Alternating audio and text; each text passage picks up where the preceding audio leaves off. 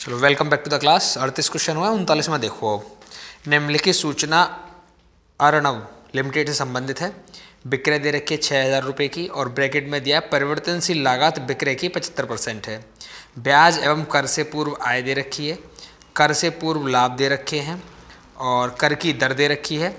विभिन्न प्रकार के लीवरेजों की मात्रा की गणना करनी है। यदि विक्रय में 10% की वृद्धि होती है तो प्रति अंश आय में होने वाले परिवर्तन के प्रतिशत की भी गणना कीजिए। Question number 39। पहले बनाएंगे कैलकुलेशन टेबल।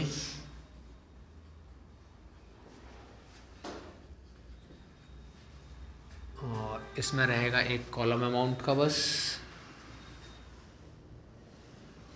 सबसे पहले आएगी सेल्स।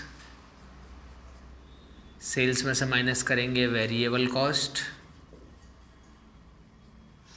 तो हमारे पास यहाँ बनेगा दोनों को माइनस करने का कंट्रीब्यूशन।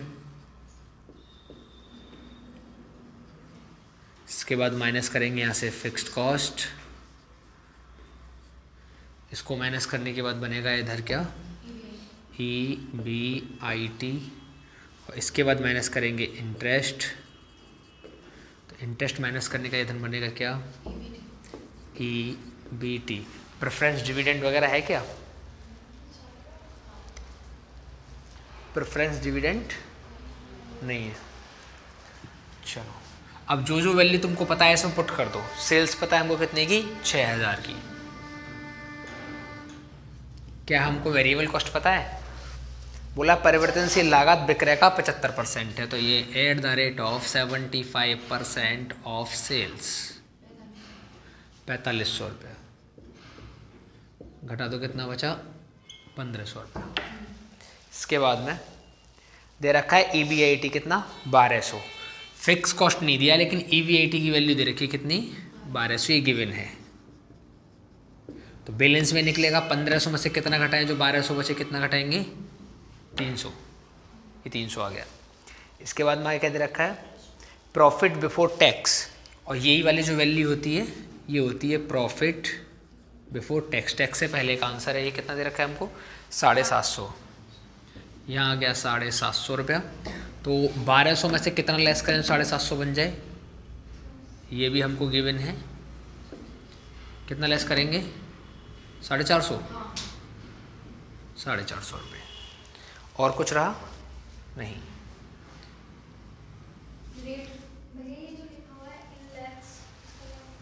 कहाँ पर, अच्छा टैक्स जो रखा है आपको, टैक्स रेट 30% का। अगर यहाँ पे और वैल्यू निकाली जाती है, अगर आप पे प्रेफरेंस डिविडेंड वगैरह होता तो टैक्स रेट का काम आता है EBIT से। अभी तो नहीं आएगा ना काम कोई। नहीं, अमाउंट से पहले ऊपर दे रखा है रुपए इन लैक्स, उनकी बोल रही है वो, ये देख लो। अच्छा, वो मैंने समझा नीचे वाले के बोल रहे, तो इसको यहाँ लिख दो रुपए इन लैक्स, ऐसे लिख लो। गलत लिखा है। ये सारे के सारे रुपए जो है लाख में है। ये 750 लाख है, ये 450 लाख हैं, 1200 लाख हैं, 300 लाख हैं, 1500 लाख, 4500 लाख, 6000 लाख। अब कैलकुलेशन ऑफ, पहले निकालना पड़ेगा आपको ऑपरेटिंग लीवरेज। ऑपरेटिंग लीवरेज का फॉर्मूला क्या है, C/EBIT। तो कंट्रीब्यूशन कितना है, 1500 डिवाइड बाई 1200। अगर हम लाख लिख भी लेंगे तो लाख से तो लाख कट जाएगा, तो 1500 नहीं रहने, तो कितना आ जाएगा, 1.25। अगली कैलकुलेशन किसकी रहेगी, कैलकुलेशन ऑफ फाइनेंशियल लीवरेज। और फाइनेंशियल लीवरेज का फॉर्मूला क्या है, EBIT/EBT। 1200 divide by 750 1.6। एक और निकलेगा अभी combined leverage. Calculation of CL combined leverage. तो CL का फॉर्मूला है C/EBT। C कितना है हमारे पास, 1500, ये कितना है, 750। इसका आंसर आ गया 2। अभी एक आंसर और निकालना है हमको, है ना। अगले आंसर में क्या पूछा उसने, बोल रहा है यदि बिक्री में 10% की वृद्धि होती तो प्रति अंश आय में होने वाले परिवर्तन को बताइए। बिक्री में आप 10% की वृद्धि करेंगे। देखो इधर, देखो सेकंड पोर्शन में उसने क्या पूछा है हमसे, एक वैल्यू दी है परसेंट चेंज इन सेल्स बराबर 10% और वो भी प्लस में, और पूछा है हमसे परसेंट चेंज इन ईपीएस। तो इसका फॉर्मूला बनेगा DCL से, degree of combined leverage, percent change in EPS upon percent change in sales. DCL कितना दिया हमको, 2, यहाँ लिखेंगे 2 बराबर percent change in EPS divide by 10। 10 की मल्टीप्लाई कितना हो जाएगा, 20% बराबर परसेंट चेंज इन ईपीएस। ये उसने पूछा है, ठीक है। चलो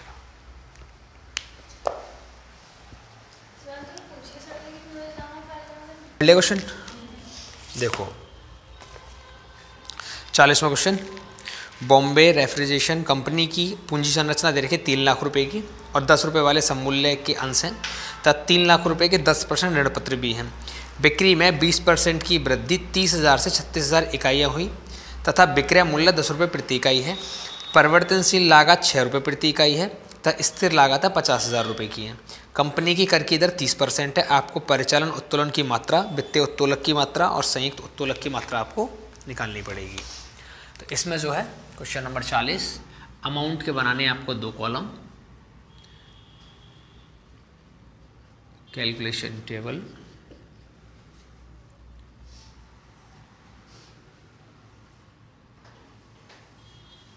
एक बनाना है आपको फ्यूचर वैल्यू, एक बनाना आपको प्रेजेंट वैल्यू।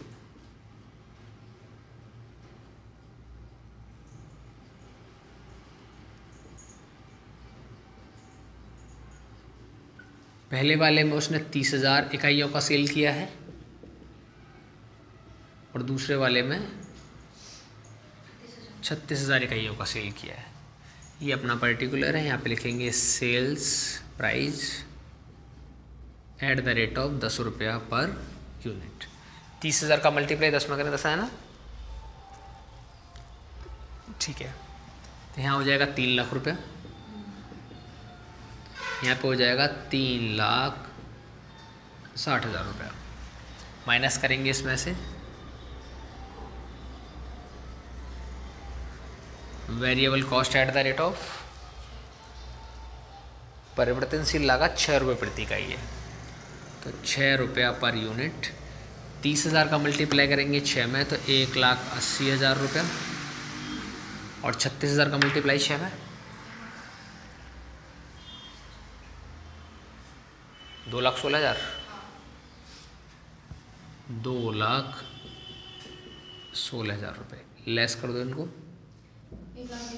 ये बनेगा कंट्रीब्यूशन, इसका आएगा 1,20,000, इसका, इसके बाद यहाँ से माइनस करेंगे फिक्स कॉस्ट,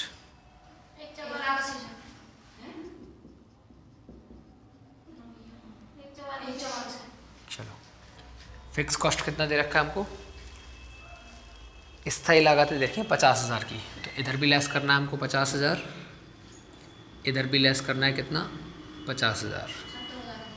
पहले वाले का बचेगा 70,000, दूसरे वाले का, तो ये बन जाएगा हमारे पास EBIT। माइनस करेंगे इसमें से इंटरेस्ट,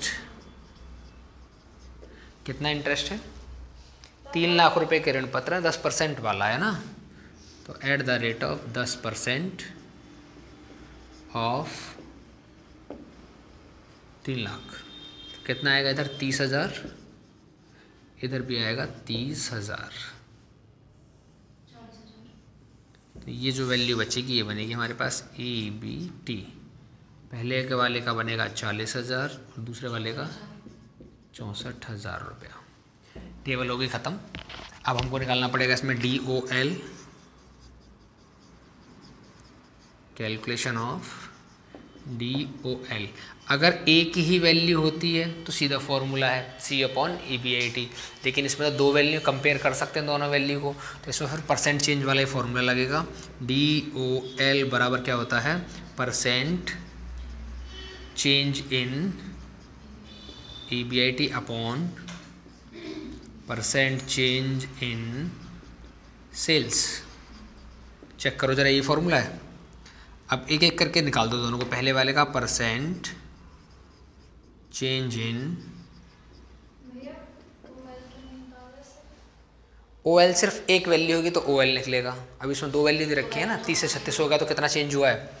तो परसेंट चेंज इन EBIT कैसे निकालेंगे, पहले वाले का EBIT कितना है, पहले वाले का 70, दूसरे का होगा 94, तो बढ़ कितने का गया, 24,000 का बढ़ गया। कितने से बढ़ा, 70,000 से, multiply by 100। 24,000 divide by 70,000 multiply by 100 कितना, 34.28। दोबारा चेक करो, दोबारा चेक कर लो, कोई बात नहीं।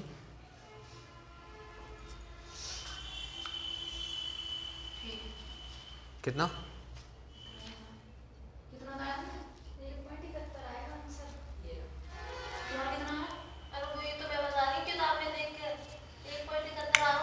एक 1.71। सुनो, 1.71 बाद में आएगा जब इसको सॉल्व करेंगे। अभी तो पहला वाला पॉइंट सॉल्व हो रहा है बस, फिर इसको भी सॉल्व करेंगे तो दोनों का भाग लगेगा तब आंसर आएगा। पहला आंसर नहीं कितना, ये बताओ, 34.28%। अभी तो एक वैल्यू आई है, अब दूसरी वैल्यू आएगी। Percent change in sales. अब सेल्स देखो, पहले 30 की थी, सॉरी 3 लाख की थी, फिर 360 की हो गई, तो कितना बढ़ा, 60,000। कितने में बढ़ा, 3 लाख में, मल्टीप्लाई बाय 100, 20%। अब इन दोनों परसेंट वैल्यू को इस फॉर्मूले में पुट करो, तो पहला कितना आया, 34.28 डिवाइड ये कितना है, 20, 1.71। अब तो आ गया आंसर में, ठीक। अब ऐसे अगला निकालना है हमको। अगला क्या होता है, DFL, कैलकुलेशन ऑफ DFL। अब बताओ DFL का फॉर्मूला, DFL का formula percent change in EBIT, तो लिखेंगे percent change in EBIT upon percent change in EBIT। अगर सिर्फ FL होता तो लिखते हैं percent change in EBIT upon percent change in EBIT, है ना। नहीं, वो दोनों को ही डिग्री बोलता है। वो पहले वाले को सिंपल अगर बोलेगा ऑपरेटिंग लीवरेज तभी बोलता है वित्तीय उत्तोलन की मात्रा निकालो, परिचय उत्तोलन की मात्रा निकालो। लेकिन डिपेंड ये करता है, अगर दो वैल्यू दी हैं, लेकिन दो वैल्यू ऐसे नहीं कि अलग अलग ईयर की अलग अलग फर्म की दी हैं, फर्म में दो अलग अलग निकलेंगे। लेकिन एक बार कह रहा है 30 से बढ़ के 36 हो गया, तब प्रेजेंट और फ्यूचर वैल्यू जब होती है तब आते हैं, तब डी वाले लगाने हैं, वरना सिंपल वाले लगाने हैं, ठीक है। अच्छा, मैं इसको बता रहा था, अगर ये सिर्फ FL होता तो क्या बनता फॉर्मूला, EBIT अपॉन EBT। लेकिन जैसे डिग्री होता है ना, वैसे ही अपोजिट हो जाता है, पलट जाता है फॉर्मूला डिग्री में। अब पहला निकालेंगे हम, percent change in EBT। Check करो कितना EBT हमारे पास, 40 था, 64 हो गया, कितना बढ़ गया, 24,000 का बढ़ गया। कितने से बढ़ गया, 40,000 से, मल्टीप्लाई बाय 100, कितना, 60%। अब दूसरा निकालेंगे, परसेंट चेंज इन EBIT। देखो पहले EBIT कितने का था, 70 का, फिर हो गया 94 का, तो कितना बढ़ा, 24,000। कितने से बढ़ा, 70,000 से, मल्टीप्लाई बाय 100, 34.28%। आप इसको इस फॉर्मूले में पुट कर दो, कितना आया ये वाला, 60/28, 28 नहीं, 34.28 कितना 1.75, ये इसका आंसर है। अब हमको एक और आंसर चाहिए, DCL, कैलकुलेशन ऑफ DCL। अब DCL का फॉर्मूला बताओ, DCL का formula percent change in EBT upon percent change in sales. Check करो, यही है क्या?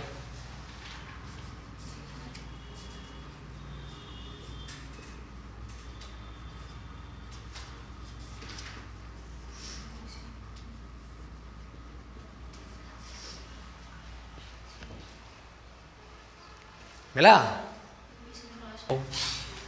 अब यहाँ पे लिखना पड़ेगा हमको परसेंट चेंज इन EBT।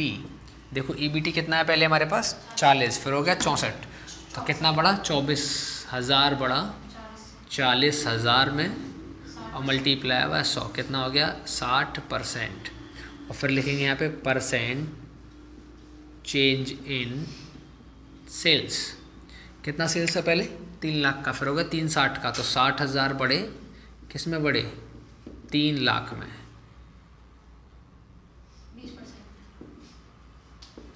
ये हो गया 20%। अब इसको उस फॉर्मूले में पुट कर दो तो बन जाएगा DCL बराबर 60/20, आंसर आ गया 3। बात समझ के? देखो सिंपल जब OL होता है या सिंपल FL होता है या सिंपल CL होता है तो फॉर्मूले सीधे सीधे।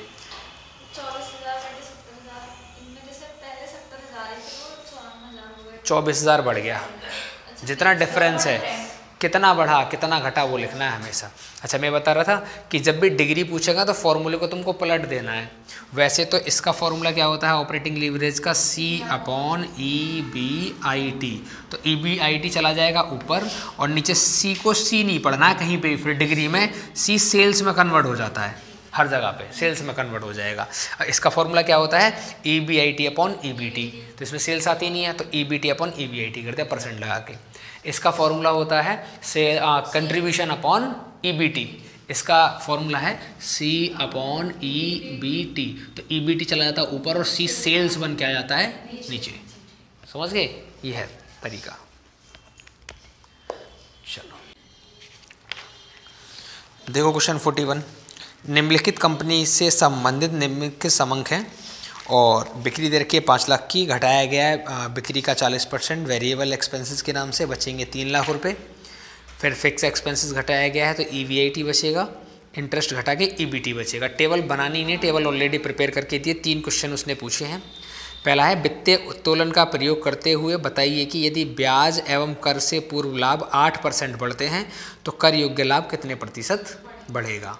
दूसरा, परिचालन उत्तोलन का प्रयोग करते हुए बताइए कि यदि बिक्री को 15% बढ़ाते हैं तो ब्याज एवं कर से पूर्व लाभ कितने % बढ़ेगा। तीसरा पूछा है मिश्रित उत्तोलन के विचार का प्रयोग करते हुए बताइए कि कर योग्य लाभ को 45% बढ़ाने के लिए बिक्री को कितने प्रतिशत बढ़ाना पड़ेगा। तो सबसे पहले तो आपको OL, DL, CL ये सब निकालने पड़ेंगे और फिर इनका ही डिग्री निकालनी पड़ेगी सबकी, तभी आंसर आएंगे आपके। ठीक है, तो टेबल हम बना नहीं रहे, सीधा क्वेश्चन सॉल्व कर रहे हैं। क्वेश्चन नंबर कौन सा 41, क्वेश्चन नंबर 41 का, और ये फर्स्ट पार्ट। और फर्स्ट पार्ट में उसने बोला क्या है, वित्तीय उत्तोलन का प्रयोग करते हुए सबसे पहले निकालना है वित्तीय उत्तोलन, तो calculation of financial leverage, calculation of FL। तो FL का फॉर्मूला क्या है EBIT/EBT। अब टेबल में हमको ऑलरेडी दे रखा है EBIT और EBT। EBIT 1.5 लाख का और ये 1 लाख का है, तो ये हो जाएगा 1,50,000 डिवाइड बाई 1 लाख, तो इसका आंसर आ गया 1.5। अब इस 1.5 का यूज करते हुए आपको आंसर करना है दूसरा। इसने क्या पूछा है, यदि ब्याज एवं कर से पूर्व लाभ को 8% बढ़ाते हैं। उसने बोला है अकॉर्डिंग टू क्वेश्चन कि आप EBIT को बढ़ा देते हैं या percent change in EBIT, percent change in EBIT कितना 8%। तो पूछा क्या है इसने फिर आगे आपसे, तो कर योग्य लाभ कितने प्रतिशत बढ़ेगा। तो तो परसेंट चेंज इन ईबीटी, अर्निंग बिफोर टैक्स, जिस पे टैक्स लगने वाला वो कितने % बढ़ेगा। तो इस फॉर्मूले से बनाना है हमको ये, तो DFL निकालना पड़ेगा हमको यहाँ पे। DFL मैंने बताया था फॉर्मूले को पलट देना होता है हमको, पलट दो। Percent change in EBT upon percent change in EBIT। अब देखो DFL जो है वो FL के बराबर होता है, कितना देखा है 1.5। EBIT हमको चाहिए, तो लिखेंगे percent change in EBT upon EBIT हमको बताया उसने कितना 8%, मल्टीप्लाई करेंगे 1.5 मल्टीप्लाई 8 बराबर कितना हो जाएगा, परसेंट चेंज इन EBT कितना हो जाएगा ये 12% बराबर परसेंट चेंज इन EBT। ये पहले वाले का आंसर हो गया। क्लियर बात। चलो अब सेकंड वाला, सेकंड में क्या पूछा है उसने, परिचालन उत्तोलन का प्रयोग करना है। तो सबसे पहले हमको कैलकुलेशन करनी पड़ेगी, कैलकुलेशन ऑफ OL, और ऑपरेटिंग लीवरेज का फॉर्मूला है C/EBIT। देखो क्वेश्चन में C कितना दिया है, कंट्रीब्यूशन 3 लाख, 3 लाख बटे 1.5 लाख रुपया। तो इसका आंसर कितना आ गया 2। अब इसका यूज करते हुए अकॉर्डिंग टू क्वेश्चन, अब क्वेश्चन में क्या बोला है उसने, बोल रहा है यदि बिक्री को 15% बढ़ाते हैं, तो बोल रहा है उसने परसेंट चेंज इन सेल्स बराबर कितना 15%। तो आंसर में क्या पूछा है, ब्याज एवं कर से पूर्व लाभ कितने % बढ़ेगा। तो ब्याज एवं कर से पूर्व का मतलब है change in EBIT, earning before interest and tax, क्या रहेगा। अब मैंने बताया था ये दोनों वैल्यू इस फॉर्मूले में यूज होती हैं, पलट के लिखना है, लेकिन C को हम सेल्स भी बोलते हैं तो इसको पलट के लिख देना है बस। तो फॉर्मूला बनेगा DOL, फॉर्मूला क्या बनाएंगे, इसको ऊपर लिखेंगे परसेंट चेंज इन EBIT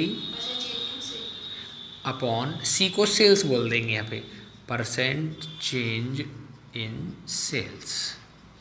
अब देखो DOL कितना हमारे पास 2, OL जो है, अब परसेंट चेंज इन EBIT हमको चाहिए,